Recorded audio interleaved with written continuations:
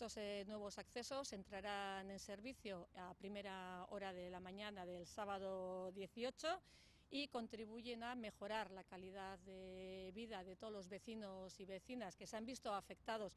por estos viaductos que, bueno, pues ya en breve con esta obra ya cerrarán, y además responde a un compromiso de la Diputación con Bilbao.